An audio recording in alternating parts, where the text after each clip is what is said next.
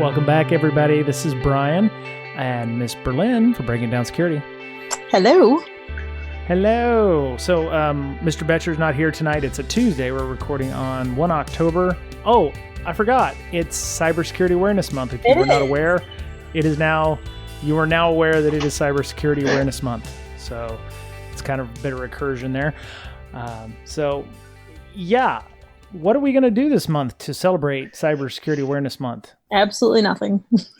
I think we should do a podcast for 5. I think we should do a podcast for 5. Yeah. Ta-da! Educate. Ta-da! Stick the dismount. Yeah. We're already here. Yeah. So, we're gonna have a podcast hopefully every week this month, and we're gonna have as many interviews from Derbycon as we can, like we did last week with Infosec Sherpa, which Miss Berlin missed again. And I'm so sorry. Well, I know you got kids. It's the thing. It happens, and it's summertime, and So yeah. And let me see. All right, so we're gonna bring our interview in for the week because we got some stuff. Sorry? Esteemed guest. Esteemed guest. Esteemed or esteemed? Esteemed, yeah. Esteemed. Okay. Esteemed guest. He spoke at Derbycon. It was his first Derbycon, which is what we're going to be talking about because, to be honest, Ms. Berlin and myself, we've seen each other at Seattle because I also need to ask her about DefendCon later, but this was his first Derby, and his last, obviously. So, I'm going to get the name. Oh, God, I'm going to get the name wrong on the back end. Matt, could you just fill in your last name for me, please? Szymanski. Oh, okay. That's pretty easy. There you go. That's what I was going to go with, but I'm like, nope, not going to try it. Nope, Szymanski. All right. Cool. So you spoke at Derbycon. Yours was one of the talks that I wanted to make sure I went to because people at my office are doing quite a bit of engagements that employ this technology, and I appreciate you coming and talking at Derbycon and taking the time. So thank you for coming on the show as well. Yeah, of course.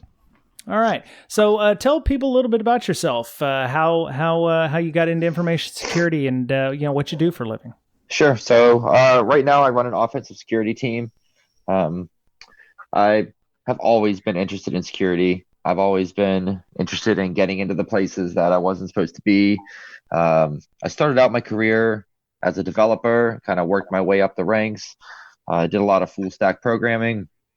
Kind of transitioned into application security, being that I always had that curiosity of, how can we break this thing? How can we take advantage of its intricacies and use them against itself, that kind of thing. So that just kind of morphed over time. And here I am. That's cool. It in a nutshell. Yeah. Yeah, right on. Okay, so you said you're an offensive security team. Is that different than a pen testing team or a red team type thing? So, is there any difference there? Sure. So we do both. We'll do some kind of red team operations. We do a lot of application pen testing, network pen testing, segmentation testing, some wireless stuff, that kind of thing. All of that kind of falls under the umbrella of offensive security. Okay.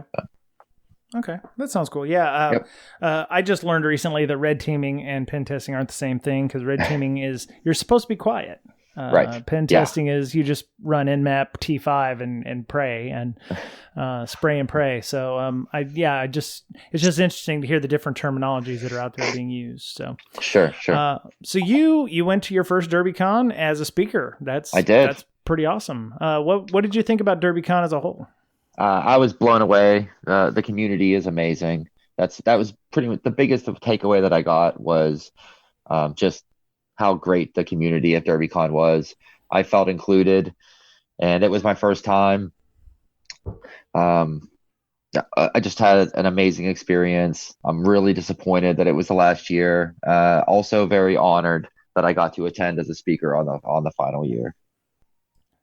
That's fantastic. Yeah, we were talking well, there you go. I just made I heard that again. God. So did everybody else. God, I hate that. Fill out your bingo cards, people. I was actually just taking a screenshot of myself because I'm so pretty. I was, I was amazed at the number of people who were there.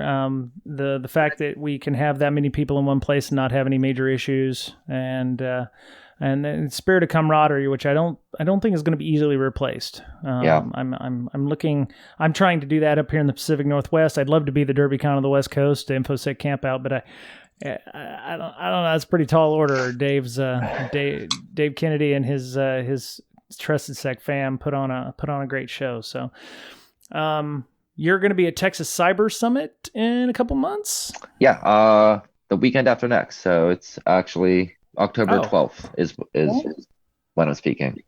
Okay, all right. So this will be going out hopefully today or tomorrow. So it'll be in about 10 days or so. Sure.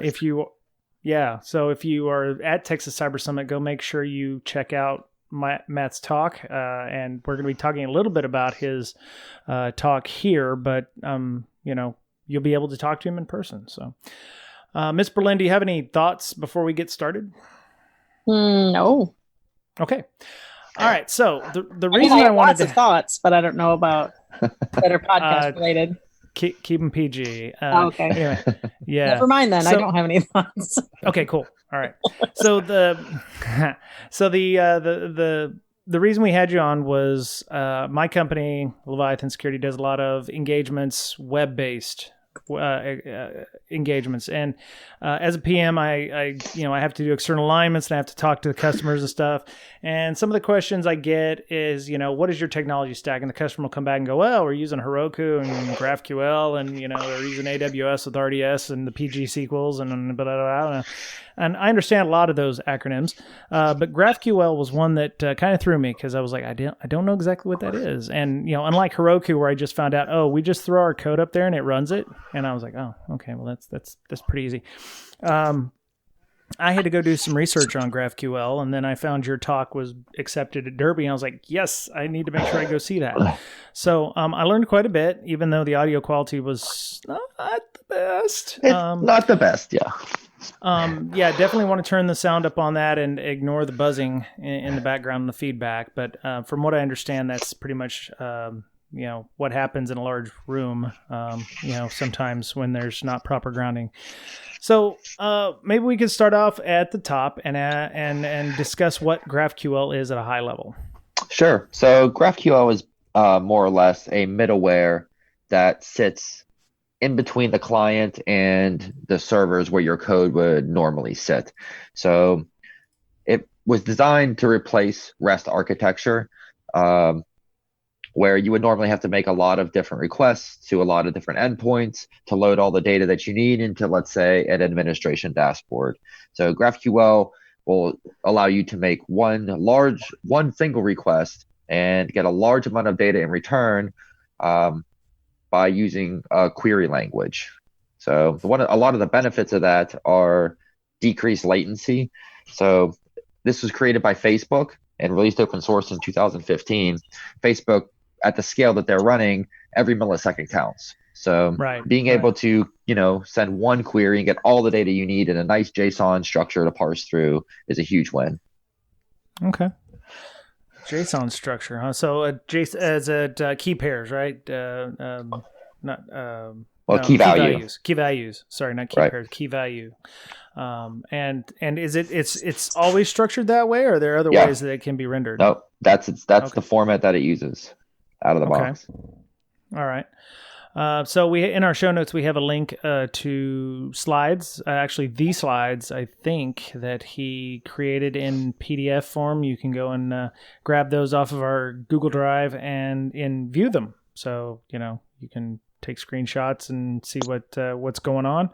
So a lot of companies use GraphQL, including Twitter in this case. I can understand the need for what kind of company would use this? I mean, other than Twitter and Facebook being somebody who would make a lot of requests at one time, where does it work best at? I mean, you can use it anywhere you would use a traditional REST API. Some of the companies that are using this are HackerOne actually has their own GraphQL implementation that is within scope of their own bug bounty program. GitHub uses it extensively for their API. which is a great use case. So in GitHub's case, there's a large array of data that you may want to access, and it's disparate. So using a REST architecture in that case, you're going to have to send a lot of different requests, wait till the responses come back, parse them based on those responses, send more requests to get more data. So being able to query all these disparate kind of, data sources on the back end held in maybe even completely different databases in one query is a perfect use case for GitHub to implement this. Right. Because it looks more efficient, right? Yeah, right. Exactly. It's more efficient, and you can condense everything down to a nice readable structure. The response that you get back is JSON, so it's easy to parse with JavaScript on the front end out of the box. It's a great technology. So it would, it's all in text, so that means it can be easily compressed as well, and it's fast. So sure, it's not a binary format. Okay. All right. So I'm just going down here through some of the slides here. So increased complexity equals more errors. So I'm looking at your architecture slide here, and it's got various different ways how REST works, and it looks overly complicated. There's multiple requests to multiple databases, whereas GraphQL is kind of a single arbitrary kind of connection. Right. So Google Chrome is going to have to send its request to an endpoint in a traditional REST architecture style. That request is going to be captured on the back end. It's going to do whatever it needs to do to gather that data, and then it's going to send it back to the client. Right.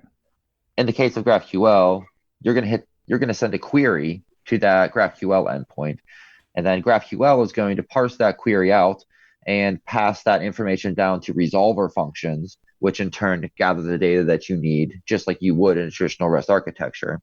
But all that data gets passed back up into GraphQL, and it packages it up nicely into one single response and sends it back to the client.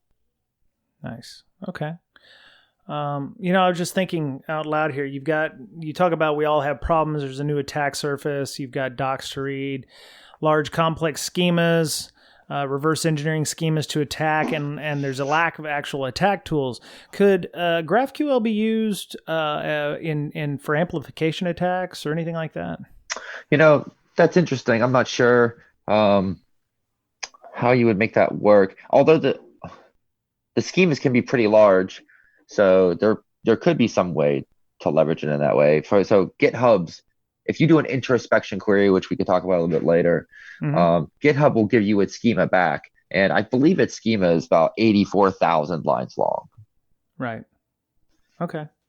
Yeah, I mean, amplification attacks, obviously you need a lot of, GraphQL implementations that have introspection running with a large amount of lines. But I guess it wouldn't be the best for necessary amplification attacks. You can tell me if I'm wrong or if I'm full of crap. I don't come into this prepared in any way, shape, or form. The questions I'm asking is not just like questions that people on the podcast would know. So when you mention attack surface, it's just an API, right? So how is it a new attack surface? Well, it's new in the sense that a lot of people don't understand what they're dealing with when they run into it. So my first kind of foray into GraphQL was when I was playing around on Hack the Box. And one of the boxes on there, I did all my enumeration and all that, and there was a port open, port 80. So I checked it out, and it was an Express application that had this really kind of strange interface. And it took me a while to kind of figure out that I had to send it this specially shaped request to start getting responses back. And from there, I kind of figured out that, there's this thing called an introspection query. And then there's this, that I can do that, and it'll tell me the schema. Then I can start breaking that down and sending more narrowed requests to get the data that I want out.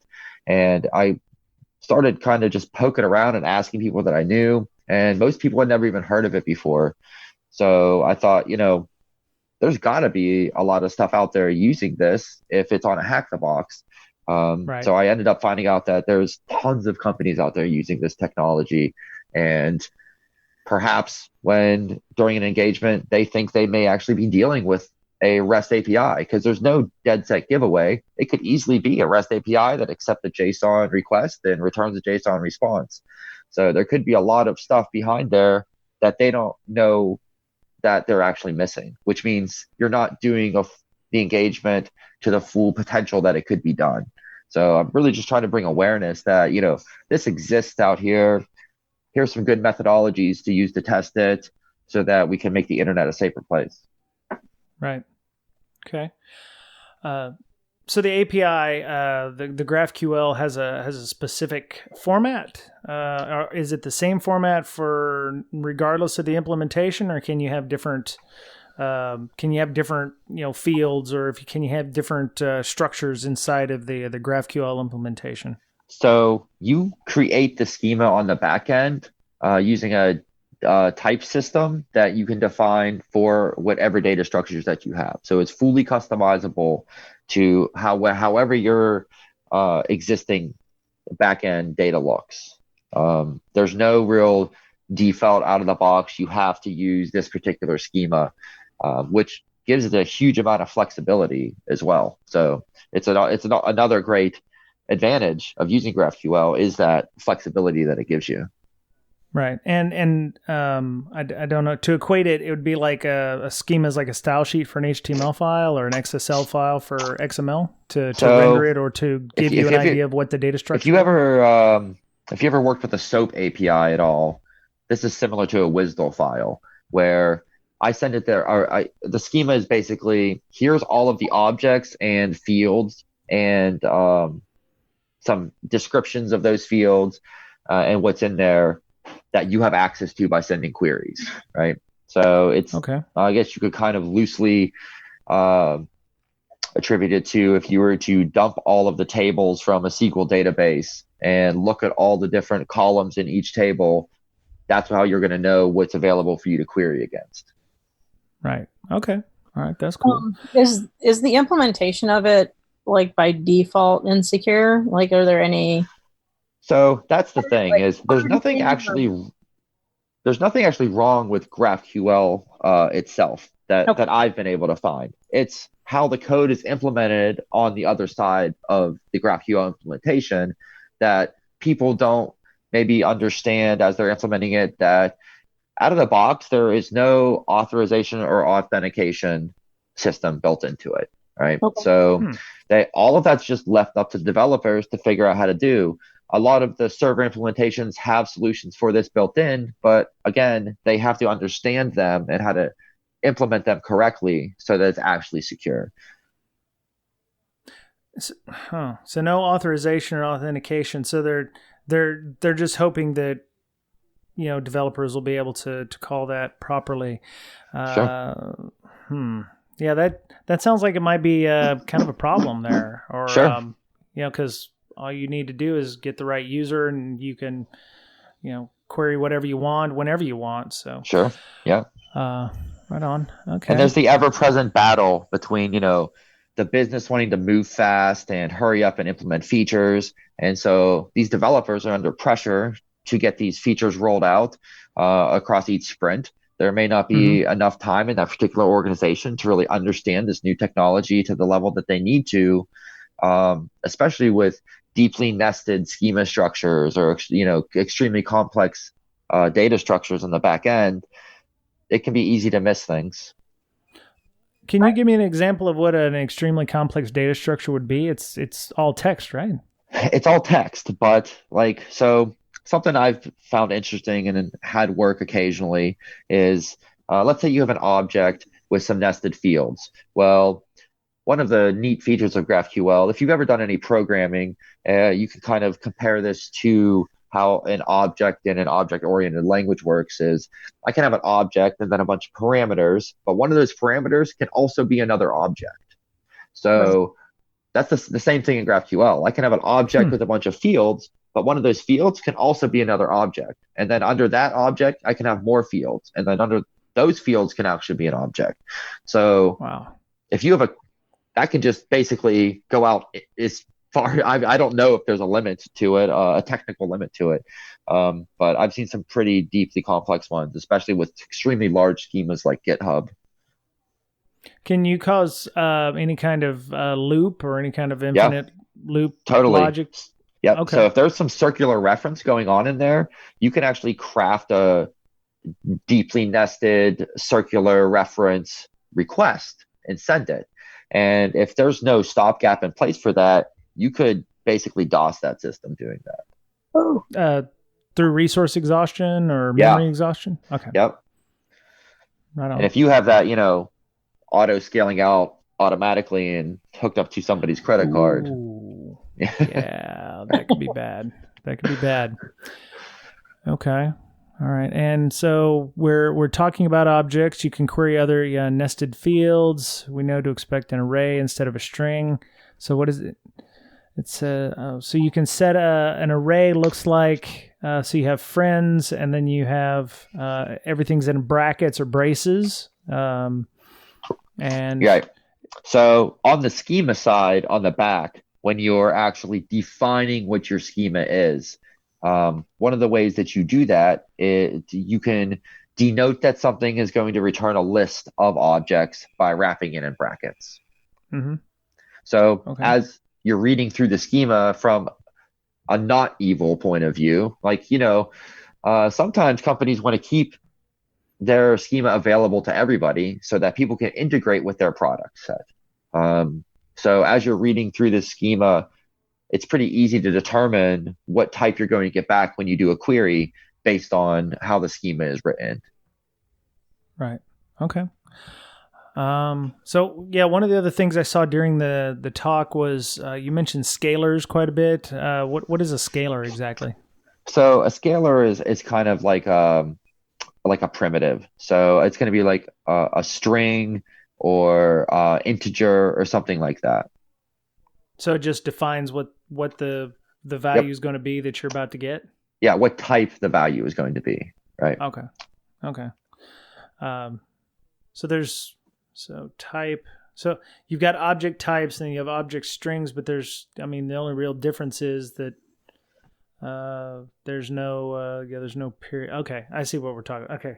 So you're definitely gonna have to get the slides. There's some discussions on what types are. It talks about scalar types. So you have non-nullable scalars values, sure. or so arrays? If there's an exclamation point next to the type declaration, that means that you can always expect a result back because it's basically a required field at that point. Mm-hmm. Now, the interesting thing about scalars is it comes with some prepackaged scalars for you to use out of the box, all the basic stuff. But it also has the flexibility to let you implement your own custom scalar types. And when you do that, like let's say JSON, right? You have to implement your own validation logic for that also. So that's another area where if you're reading through a schema and you notice that, hey, this field has a scalar type that's non-default, maybe you want to poke a little bit harder at that to see if you can bypass their validation logic on that because it's going to be custom. Right. Okay. I'm looking up something here. So one of the other things that I saw when you were in your slides, you mentioned defines how the type should be serialized, deserialized, and validated. So there were, I don't know, about a year and a half ago, there were a bunch of vulnerabilities dealing with Java deserialization. Sure. Does this also suffer from that kind of issue? So I guess that would depend on the actual GraphQL server implementation itself and what methods it's using to deserialize the data. But serialization and deserialization vulnerabilities are not new. They've been around for a long time. They continue to find them because serializing and deserializing thing is a complex process. And anytime there's something complex, there's, higher chance of you finding a vulnerability in it. Right. And deserializing data in this case, maybe you could explain that to me as why that's a vulnerability? Yeah, so it can get kind of complex, but in a nutshell, serializing is changing it into a format that can be more easily transmitted, right? So when it gets onto the back end, it's got to unpack that data back into its original format or into some kind of format that particular backend application can read. Maybe it's a native object of that particular type of programming language. So when you do that, you can get some weird stuff happening, and there's a lot going on in there the way that happens. So you never know what you might be able to inject that when it tries to actually change that format back, triggers something else, an execution flow to happen that wasn't intended. Right. I mean, obviously, with all this text and the schemas deciding what is a valid scalar type or whatever.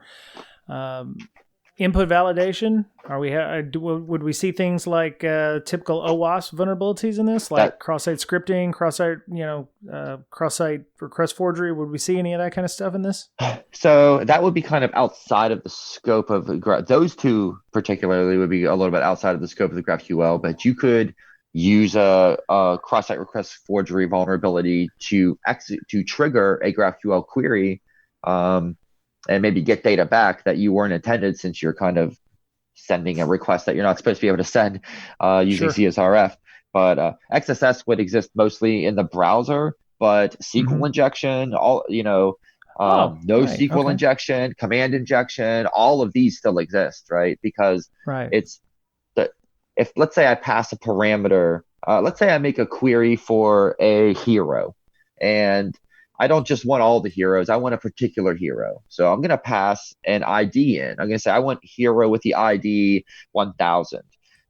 So that query parameter that I pass into, that argument gets passed into GraphQL and then blindly passed down through the resolver into the resolver function, which could be pretty much any programming language.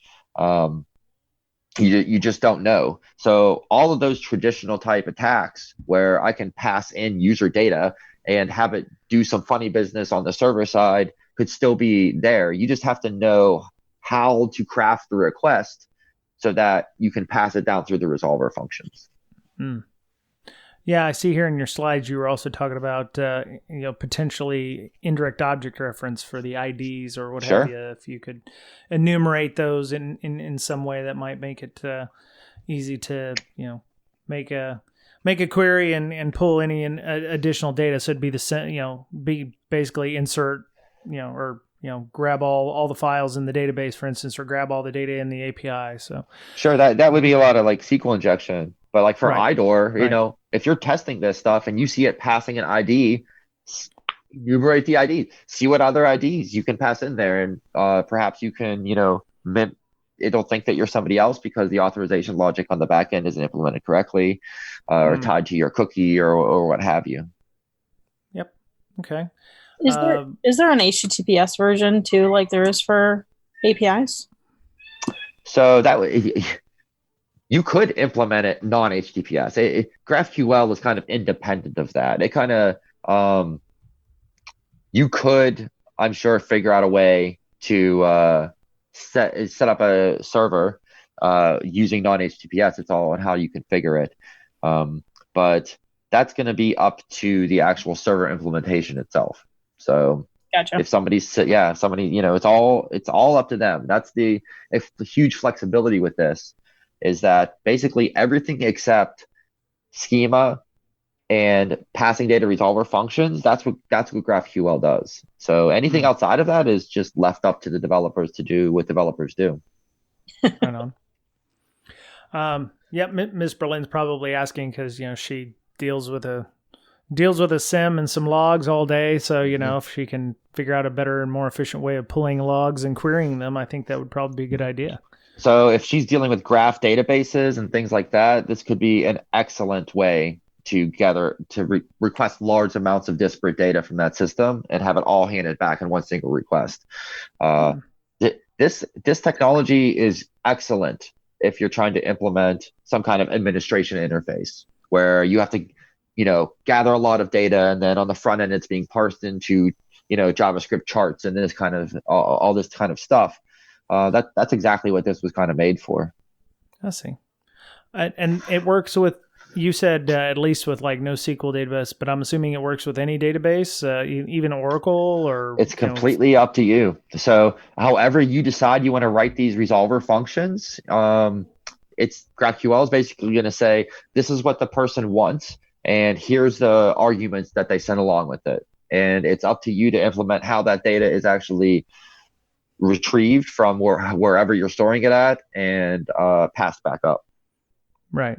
Would you still want to use something like, prepared statements in those to keep the chances of absolutely SQL? Okay. Yeah. All right. Absolutely. And does it matter where the queries go? Do they have to go at the top of the GraphQL? Where does the query end up in the structure here? So is it opened in a different way, or how does that happen? So GraphQL itself accepts a query. It kind of has its own JSON query language per se. So you're basically going to send it a JSON shaped request asking for what you want, and that is the GraphQL query. It's going to take that, and let's go back to the hero example from earlier.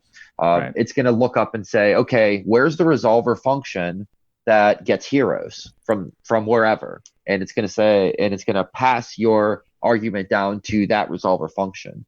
So to do it right, you would take that argument that's been passed in, sanitize and validate it like you would in a secure application, pass it into a parameterized query that is, talks to the heroes SQL database in the back end. And it's going to get that hero with that particular ID, and then it's going to hand it back to GraphQL, which is in turn going to pass it and package it all back up with everything else that you asked for and hand it back to the client, which would be your browser usually. Okay. All right. And I can understand how powerful this is, because if all the humans were in one database and, all of the you put in Luke Skywalker, for instance. So if all the human names are in one database and all the heights are in another database and, all the villains are in a third database, you can query all of them from 3 separate and disparate databases and pull that information. You don't have to do even database normalization or anything like that to pull all that out. Or let's say you have a public schema and you also have a private secret schema, right? You don't ever have to hook a different API endpoint up to a secret schema for people that are logged in or something like that. Whatever your implementation may be, you'll be able to get all of that within the resolver functions and hand it all right back. So, okay. So that's question. You mentioned a public and a private schema. Can there be, is public and private the only ones that are available? Because you said that there were no authentication and authorization.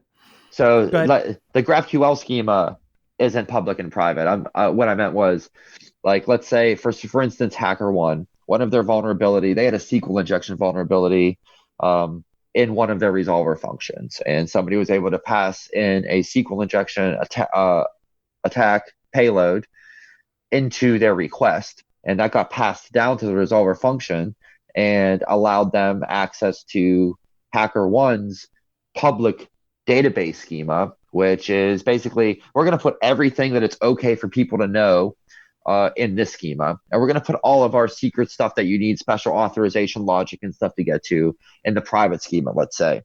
That's how they would that's a good way to segregate your data so that you don't accidentally cross-contaminate, sensitive information in with data that is not necessarily sensitive information. Right. But that all shares one the GraphQL schema, however they defined it, and however they pointed different objects and fields to resolver functions, is completely independent of that. Right. It sounds like you could use the schemas as an authorization boundary by having different ones. So if Bob logs in, he only gains access to the Bob schema. If Bill logs in, he'd gain access to the Bill schema. And, he's Bob's boss, so he'd access Bob's schema as well. Does it work? Can it work like that? You could, but that probably wouldn't be good architecture design, because every time you had a new user sign up, you'd have to spin them up a new database table. I see. But Okay. but you could do that, but that you'd still have to have some logic in there to say, oh, this is Bob, right? So if I'm able to break that logic, now I'm able to access everybody's schema. Right. So when you would do the authorization and authentication, you obviously can't do it on the GraphQL. Would you have to set the security controls on the databases that had the information, or in I mean, the controls have got to be somewhere, right? Sure. So that they would kind of sit in between. They would sit maybe in the resolver functions. So the resolver functions are going to be kind of your own custom code that sits. So there's client, and then the next phase would be the GraphQL endpoint, and that would lead down to the resolver functions. And that layer would be your own custom code that developers wrote to do any kind of database fetching, authorization, authentication logic, validation, sanitization, hopefully. All of that's going to sit there in that custom code. I see. Okay.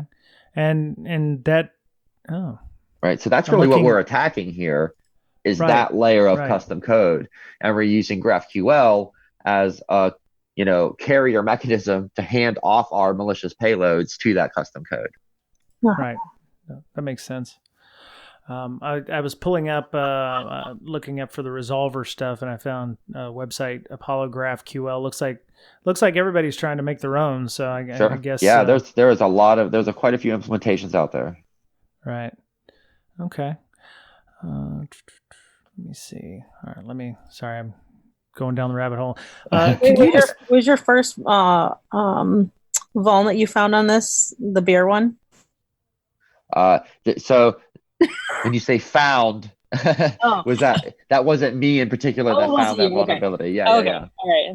I thought that was pretty interesting. I'm like, that would be a pretty cool. It would be excellent to find that. I'd be pretty proud of myself. Yeah, they should be pretty proud of themselves for finding that. Definitely. It was pretty clever. And that was it for part one of our discussion with Matt Szymanski on GraphQL. You can find him on Twitter at RVRSHELL, reverse shell, RVRSHELL. Miss Berlin, of course, you can find her on Twitter at InfoSystir, INFOSYSTIR. She's also very active on our Slack, which you can access and join by sending us an email to our official podcast email, bds.podcast@gmail.com, or you can hit up our Twitter at Brakesec, BRAKESEC. I am on Twitter as Brian Brake, BRYANBRAKE, and Mr. Betcher, you can find him at Betcherpwned, BOETTCHERPWNED.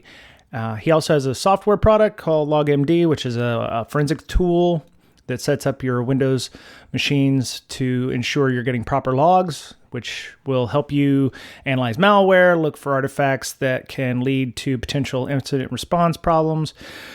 And it's free. It's a freemium model. So if you want additional product or options, there's also a paid version. So you can check that out at log-md.com. Some exciting things going on. Brakesec has a class coming up starting on the 2nd of November. It'll be an online course with Nicholas or NXVL on Twitter. You can join us. Python course is learning how to secure Python. We released a video, which you can find in our show notes on YouTube, about a 10-minute video with myself and Nicholas sitting down and discussing what the class is going to be about.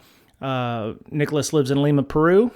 So we're planning on doing it on a Saturday morning Pacific time, about 8:30 in the morning. Which will allow pretty much everybody except, unfortunately, the Asia Pacific region. But we're not recording this, so I'm hoping that Nicholas will be able to do another class, say an evening class for us, which would allow the rest of the world to get a hold of it. If you're interested, you can go to brakesec.com/Brakesec Python class. That's all one word, brakesec.com/Brakesec Python class. Also, before we go, I'd like to send some appreciation to some new Patreon supporters, Josh P. and David G. Thank you for donating to our Patreon. They are helping us with just the time and effort to build a community. They help us pay for our Zoom and hosting fees each month, as well as making sure that we can continue putting out the podcast on a weekly basis. So I appreciate Josh and David for doing that.